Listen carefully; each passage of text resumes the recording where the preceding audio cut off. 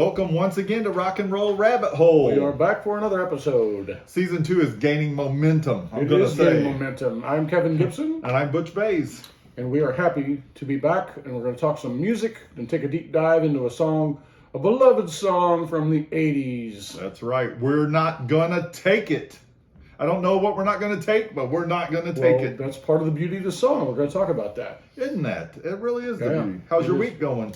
It's going okay. I was traumatized a little bit this morning. I read a review of a movie that's coming out called Winnie the Pooh, Blood and Honey. So the Winnie the Pooh characters fell into the public domain, and so there's a director that has directed a film casting Pooh and Piglet as murderers. So it's going to be like Winnie the Pooh meets Friday the 13th, or even Saw. It looks pretty bloody. So literally my first word as a child was Pooh, and it wasn't because I pooped my diaper. It was Winnie the Pooh. I was obsessed with Winnie the Pooh. The first record I ever had was Winnie the Pooh's theme song and Little Black Rain Cloud on the back. I still have it. So this is something like, even though you're like a horror movie buff, yes, this is not something we ever wanted or needed, right? No, and I will see the movie, but It's just like, it's weird to see this beloved character that I've loved all my life chopping people's heads off, and the trailer is like literally it's gory. So we thought we knew you, and you do this. And now you treat us like this. It's more than oh bother at this point. It's like Anyway. Yeah, sad. How about your week going? Things are good. Just a lot of stress from work, and makes it even more important to do these fun things. Exactly, and to that end, we have a beer of the week. Hey! So I took a meeting. I'm finishing up a book manuscript, and I took a meeting today with a local historian.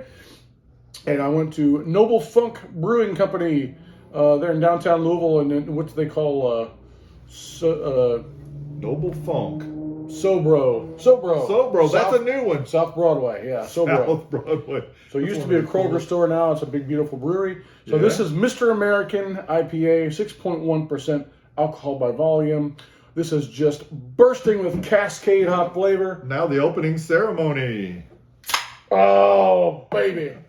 Should we recount the origins of the opening ceremony? Go ahead. Well, I'm pouring. Well, we had a public radio, or what would you call it? A community radio show for about 7 years.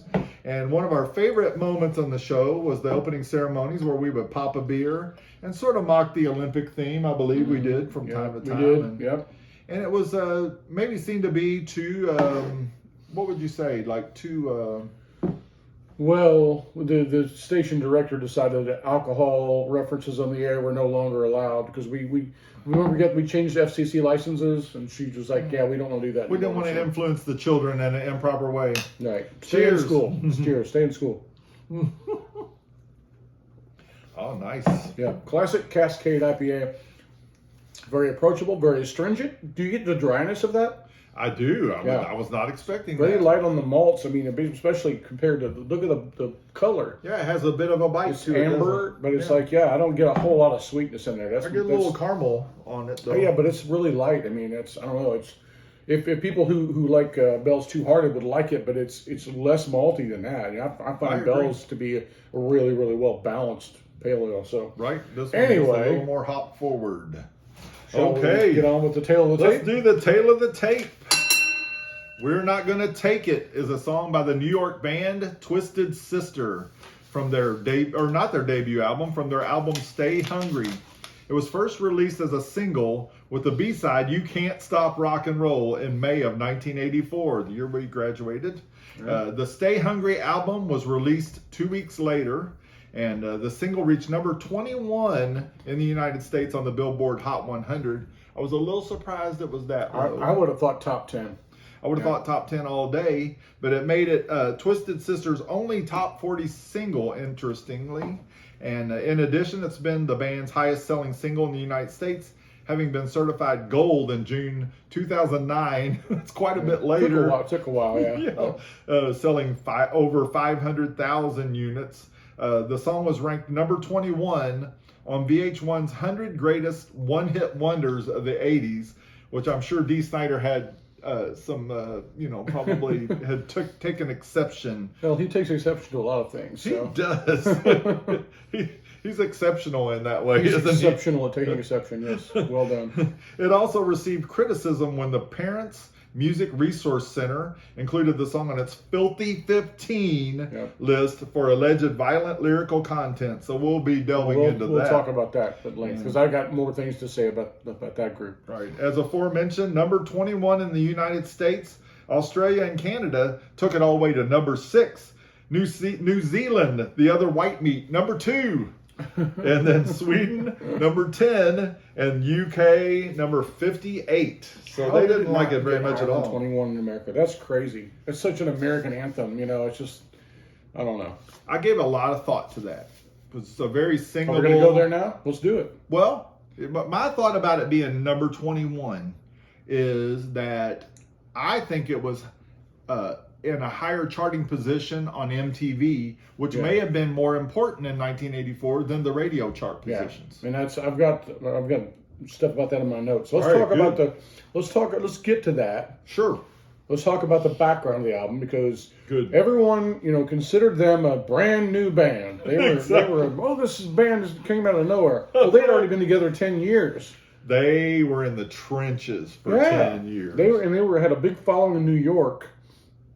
And Dee Snider, when he wrote that song, like that, the album "Stay Hungry" was still like 2-3 years away. Yes, it was. Yeah, and he couldn't finish it. But he said that he was sort of inspired by Alice Cooper and Slade. Slade, he loves. And it's funny. I always thought the song was just dumb and simple because Dee Snider was dumb and simple.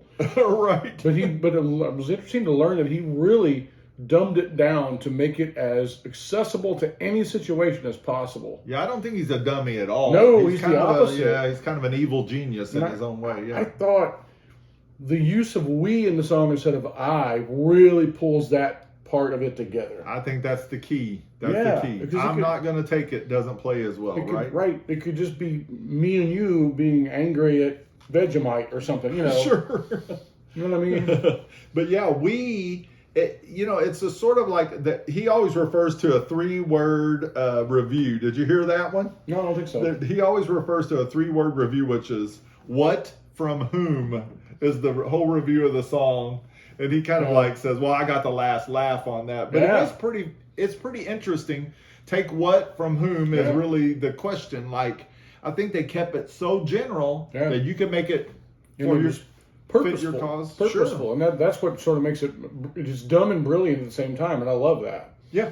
So one of the things that I thought was amazing was that it's basically the same progression as "Oh Come All Ye Faithful." Isn't that crazy? I only found that out this week and never really would have put that together. I never would have done it. Which is hilarious. He said he sang in church choir, and that might have been until he was like 19, and then he didn't even think about it until his other band, Widowmaker, one of the bandmates said, this song really, they were listening to it in the van, and he said, this is basically just "Oh Come All You Faithful. Did you do that on purpose?" And he was like, "Oh my God." And I was one of those subconscious things that you just lurked there in the subconscious for years. Funny that it was news to him, right? I thought that was great. Yeah, it's like, when I wrote that song about Zooey Deschanel and realized I completely had ripped off a song by the Bare Naked Ladies called "It's All Been Done."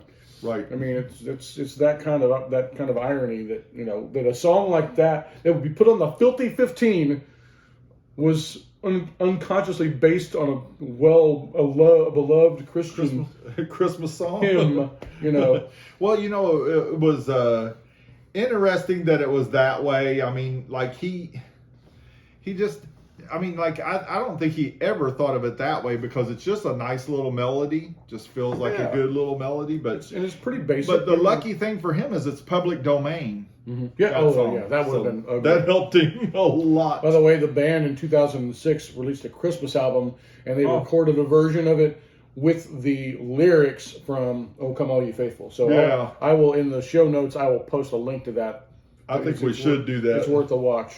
I think we should do that. But we're going to talk a whole lot about Dee Snider tonight because he's kind of became the driving creative force of the band through their prime years where they really set the world on fire. But I want to give mention to the other guys that were grinding it out in the clubs, man. I mean, they were filling 2,000, 3,000 seat clubs in New York. They were the top band there. So it was Dee Snider, obviously, on lead vocals. Eddie Fingers Ojeda on lead guitar. Really cool guy, by the way. J.J. French, who founded the band and was sort of the boss of the band on rhythm guitar. Mark the Animal Mendoza on bass. And A.J. Perro on drums, which he was the last chess piece to move into the band to make them what they were.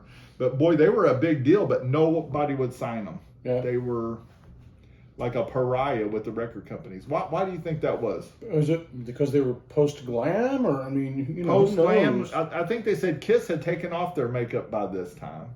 And so then, and so Twisted Sister's still coming out. And it was a challenging look. I think when I first saw it, I didn't. Well, it's cartoonish. Well, yeah. I used to look at that video and just think, what a bunch of clowns. This is so dumb. They look like Batman villains. Yeah. Like from the 60s. From the 60s, the 60s show. But, then the more I read about it, it was like the more I thought, okay, that was all about show. That was all post-glam. True. They were doing what Kiss was doing 10 years earlier. It had that feel, and Kiss from New York as well. Yeah. But Dee Snider says they were the poster child for the unsignable act. So kind of like government cheese here. But they paid for their own radio spots. They bought their own merch. They produced their own singles early on and bought the albums or records and sold them at their shows. So kind of interesting how it was. They had this struggle and they thought it's never going to end. They thought it's never going to end. Yeah. They played Wednesdays through Sundays most weeks. God, that's all crazy. night long, That's lot of covers. That's early Beatles hours, man. That's true. That's the crazy. Hamburg thing. Yeah. Oh my God, I can't. I'm too old for that. We did two shows a month for a while. It was too much. Well, exactly. I don't know how they did it. Dee Snider said he'd get up in the mornings and just soak in a bathtub or probably in the afternoon, honestly, and just get ready to do it the next day again. I can see that because I've done that after shows we played. Wears you out. What's that now? No, I've done that after shows we played because it just wears you out. No, I think that's very true. I know we've done that, but I think not together.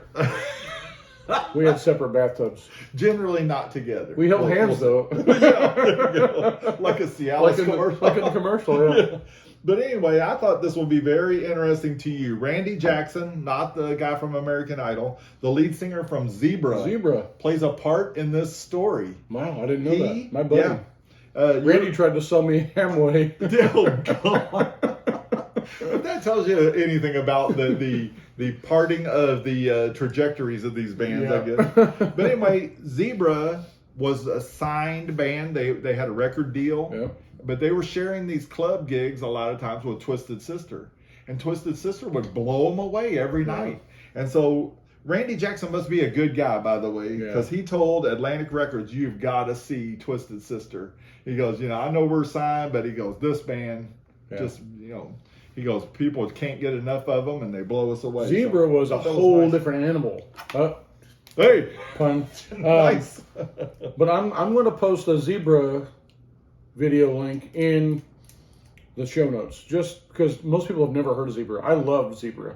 Right. I love their first two albums so much, and they're more of a Led Zeppelin inspired metal band. So there's a lot of acoustic guitars. It's a lot more gentle and purposeful. I think they're out of New Orleans, but I was not aware of them. They were from New Orleans and moved to New York, and then there's a little duo that plays in town. Have been here for years. They knew Zebra. They used to play shows with them back in New York originally, back in the 70s, and so that's how I got hooked up with Randy. And I talked to him on the phone at length one night, but that was when he tried to sell me Amway at the end of the interview. It was confusing and disappointing. Well, rock and roll doesn't always pay the bills. Sometimes it does. But they're still playing. I'm one of their followers on Facebook, and they're still playing shows. So Oh, I think that's great. I'd like to see him someday. me too. I've never seen them before. I became sort of a fan of Randy just by his part in this saga. Cool guy, really good songwriter and singer. Seemed Anyway, like a good dude. I'm sorry, I've gotten us off track. All right, so what do you think? I think this show, we almost ought to have MTV in the title of our podcast because we always, a lot of this always gets back to MTV. Yeah, we're going back to the 80s a lot. You know, we're gonna probably next show do something very different, something from the early 2000s, but we have to here. This is, this is one of those bands. There are several things I think that made this song so popular. Right. And I think we can start at the video, which you mentioned in the opening. Yeah. It was so cartoonish, right, and so silly. But here's what I see. Let's see what I wrote. It's like, so all the goofy slapstick stuff that they shot, and then you've got Mark Metcalf from Animal House, Niedermeyer, who leads off the video. So immediately you're capturing the audience. Yes. Kids who saw Animal House are like, oh, Niedermeyer, and he's playing the same character. Right. Does that same kind of rant. Yeah, saying, and what do you want to do with your life? And then you've got, the spin with the kid who was the director's son, by the way. Right, yeah. Turns into Dee. And suddenly he's this hulking clown with the long hair and, and then his friends or siblings or whatever they were downstairs at the dining room, they start turning into the band members, and it just becomes this crazy, like, what is going on here? They said they sort of based it on the Roadrunner and Coyote cartoons. Yes, exactly. And it's, and thank goodness, because it was like Three Stooges, Niedermeyer, quote unquote, getting blown through windows and walls and dumb things like that. His wife pouring water on him and stuff.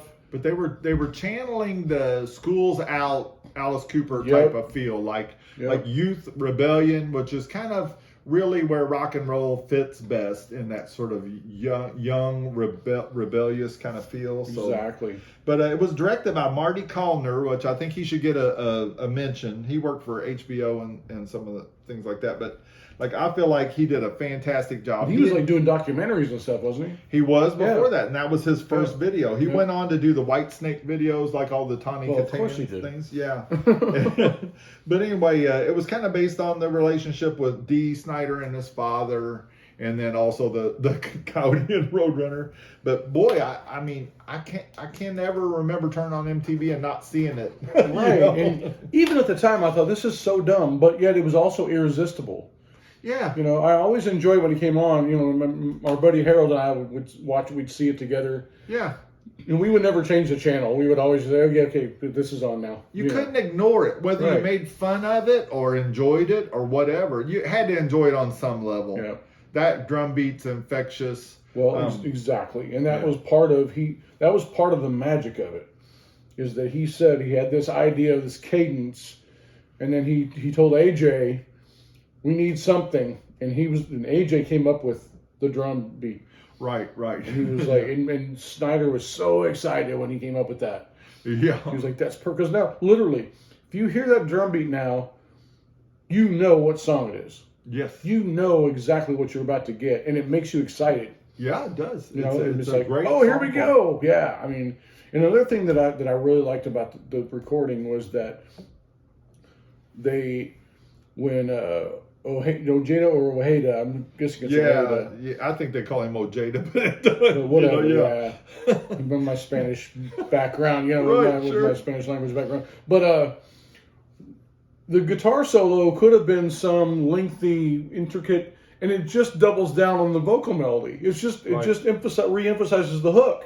And that guy was a great guitar player. He could have shredded all over the place. And he just went, and so that makes it a pop song.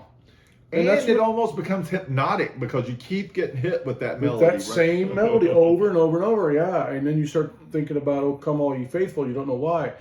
But seriously, that was one of my favorite things about the song, was that again, the video was dumb, the song was dumb, the guitar solo was dumb. But it worked so well. It was Can we say smart. simple? Can we say simple? Fine. Okay, simple. I'm trying to entertain our listeners. Oh, okay, good. Well, you know what I'm saying. It's like it was dumb but brilliant. I it was agree. all 100%, mapped out. And like, this is a song we're gonna make this anthem. We're gonna make it as simple for everybody from age 5 to 105. Sure. And get with it. You know, I mean, Absolutely. I suspect that my dad would probably hear that song and go, hey, "That's a pretty good song." You know? I mean, And he's 80. I mean, you know, you get into these sort of nursery rhymish melodies. I think they're always good. 100%. Now, I think that the song structure, Dee Snider pretty much admits this, that he was a huge fan of Slade, and he looked at the song, Come On, Feel the Noise. Yeah. Okay, now that was a Slade song, and it was popularized by Quiet Riot in the United States and sold a bazillion copies and opened up like record companies to the idea of what metal could do as far as on the charts and everything. And so the Come On Feel the Noise starts with the drum beat, pretty similar, right? Yeah. And then it starts with the chorus chanted, you know, with no other instrumentation beside the drums, just like this song, and then goes on into the rest. So pretty much, I think he used that roadmap. Yeah. But I mean, you can't blame the guy. It was obviously a great thing, and it's fair enough, right? If it's good, it's good. I mean, but he also was influenced a bit by Mutt Lange's work with Def Leppard, which had a similar sort of thing, where they would the big choruses, the breakdown, the repeating of melodies. Repeating melodies, and so a lot of that came together. And once he finally got that little part he was trying to figure out to connect everything, then it was just like, bam! I got this hit song. I tell you, anything you can steal from Mutt Lange is gold. It's man. gold. That dude. I mean, from Def Leppard to who you mentioned, Shania Twain. I mean, well, there you go. She liked his production so much she married him. I know. I mean, if he could produce our band that way, I might marry him. The man produced Back in Black, like is enough said, right? Right. I mean, my goodness. So another thing I took away from researching, and it hit me. It actually hit me without the research. It hit me that Twisted Sister was one of those bands that got popular that had been around for a long time and no one knew it. So they were probably like 30 years old when they were hitting it on MTV. Yeah. Right. So think about it. Journey had been around since the early 70s. Right, true. You know, Quiet Riot, as you mentioned, they had been around for at least 11 or 12 years. Van Halen. Yeah. Van Halen had been around. Of course, at least they had albums, notable albums before. Oh, they that's became true. big. Before they even got. But when do you think the Scorpions started? Oh, Lord. I know a little bit about the Scorpions. 78? 65. What? They trace back to 1965. Good Lord. No way. Yeah. The first things I've seen They're from them older late than 70s us. are so good. Well, yeah, fine. I mean, as a band, collectively, they're older than us. I love the Scorpions in their own way, man. Oh, yeah. I have no apologies about that.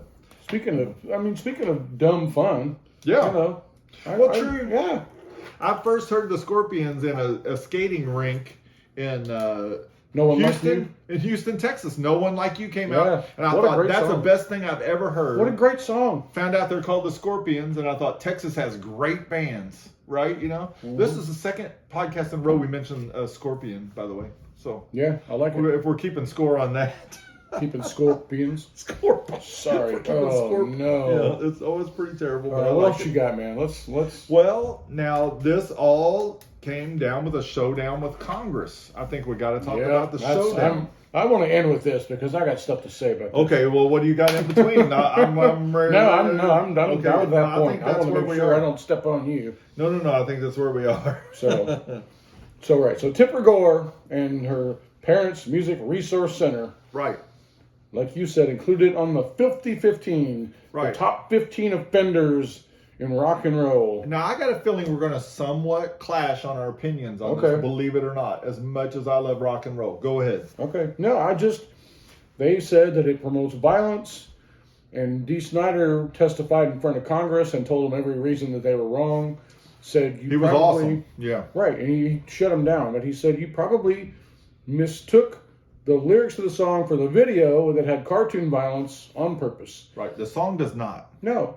He said it promotes nothing but fighting back against bullies. That's really all the song's about. Just don't let a bully push you around. Yeah. I think it's great in that way, right? Yeah.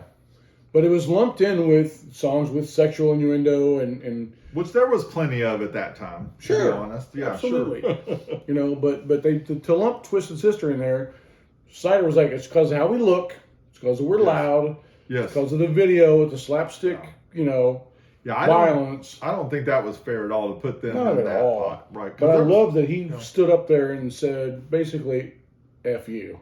Well, very cool because like Frank Zappa was calling in these hearings, showed up in a suit, and John Denver. Believe it or not- Denver. How does John Denver I get remember involved that. in this? I remember that, yeah. That's the most wholesome artist America's ever produced. Country Roads probably was, you know, just outside the Filthy 15.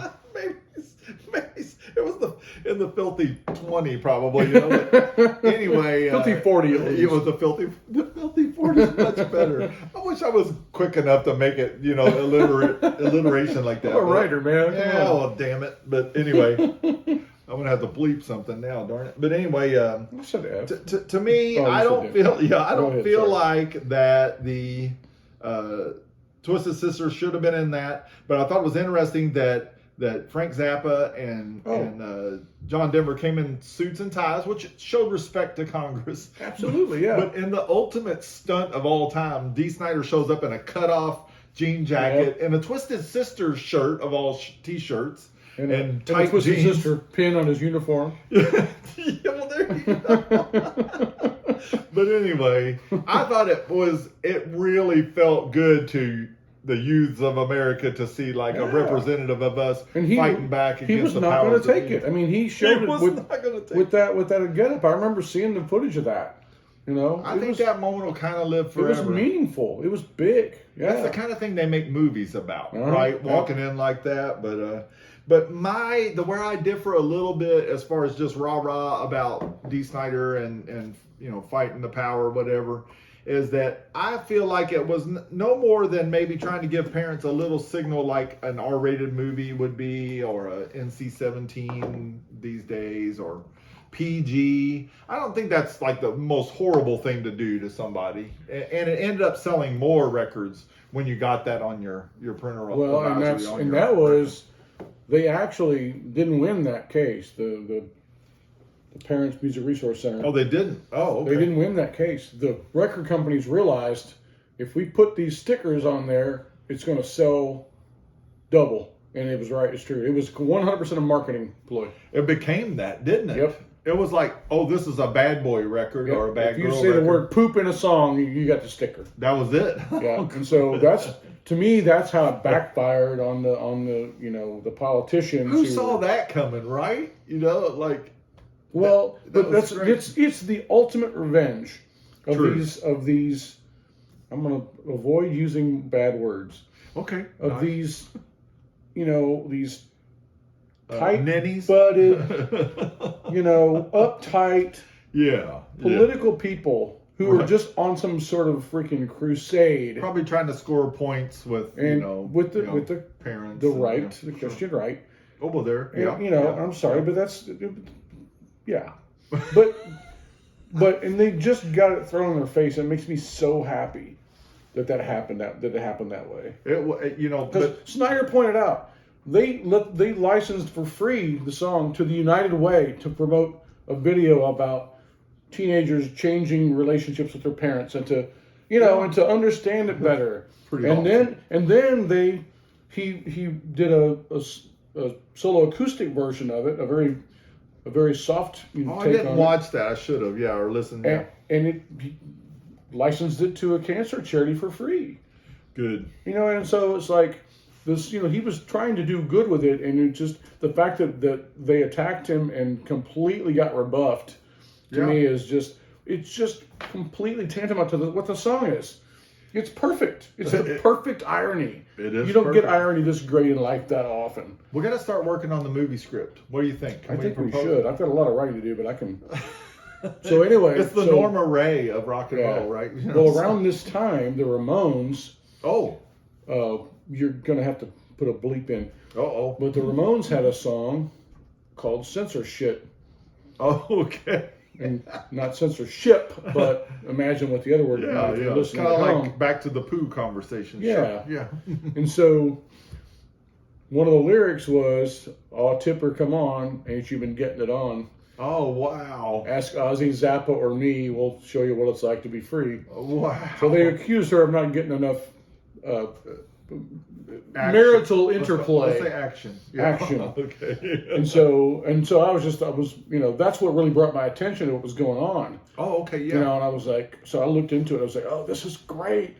Then I read about all what Dee Snider had done. So what's interesting to me, I'm more of a Frank Zappa. I'm a fan of Frank Zappa as a person, more than even the music. Really, the music sometimes loses me on Zappa. But what as an innovator, at least. Yeah, absolutely. But what an articulate dude. So Dee Snider also articulate. Yeah. We really sent some of the best representatives of rock and roll. Yeah. They said they wanted Vince Neil, but I don't think he would have fared as well in those hearings. No. But it was just an interesting moment in history and really kind of a big deal for our day.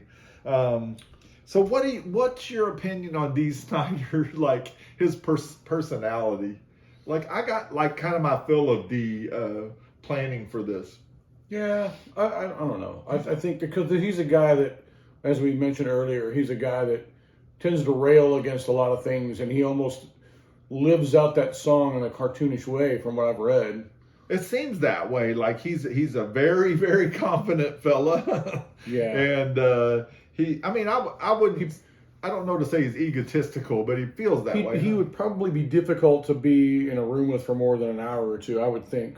It's a lot, but it makes him a great rock star. Yeah. It makes him so good. I think it's what propelled him to the top of the charts, or almost the top. But I don't know what to think of that guy. He adds a few inches to his height, every time he describes how tall he is, and he says he invented thrash metal, and all ideas come back to him. Yeah. I just feel like, I don't know, he's kind of, I'm drawn to these maverick type of guys like this. But the word that I use, he's got narcissistic tendencies. Well, I think he probably does. I've always really sort of been a fan of the guy, but he takes it a little far sometimes, I think. But him getting the last laugh in that situation. So, in recent years, making this thing full circle, in recent years, a lot of politicians have wanted to use that song. Oh, well, sure. And he allowed Trump to use it. Well, yeah, he for a bit, and then he pulled it back when that became an untenable position, say. Right. And an Australian politician used it without permission and got sued. Yeah. They made a sort of a different parody of it, and they had to pay Dee $1.2 million. So he was pretty happy about that situation. But like the same uptight politicians that were put it on the Filthy 15, the same types of people suddenly said, we want to use this in our campaigns. That's insane, isn't it? It's the ultimate irony. So how does that even there was one quote I found that he said, I let President Trump, because he was like in 2015 he was all about Trump. He's like he's trying to turn it on his head. He's the embodiment of it. They became buddies on the Apprentice show. He was on. So however you feel about Trump, he changed his stance, but he also said Bernie Sanders is doing the same thing. He can use it too if he wants.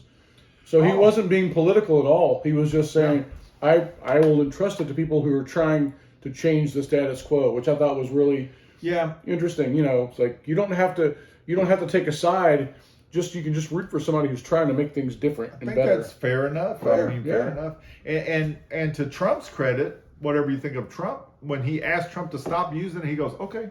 Yeah. And he stopped me immediately, is what Dee says. Dee lives in Belize now occasionally, like that's part of the, and he's been married to the same woman for this whole time, like 40 years, something crazy. And seems to be a pretty good guy. Straight edge. He doesn't do drink or drugs. Even when he was in those clubs in New York, how could he have resisted all that time? Even kind of having some beer or whatever, But people were buying them shots and stuff when they were on stage. It kind of had to people would buy us shots. And we were nobodies. Yeah, but I think he ended up what's Jello shots. Jello shots. Inside joke, folks. Inside joke. But I think the band ended up. He kind of wore out his welcome and kind of butted heads with the band after a while. Yeah. He regrets that somewhat, which he's good enough to And admit if that. he was a narcissist, then, or had those tendencies, then yeah, of course that's going to happen. Yeah, and they gonna also happen. they had a He's meeting. the Johnny Ramone of that band, I think he is. Yep. But they also had a meeting before we would ever have known who they were. They had a meeting where they almost kicked him out of the band for drinking too much coffee. They said, you got to calm down, man. But I've always thought J.J. French, the founder of this band's an interesting guy and kind of a neat, he's sort of the other side of the coin on this band.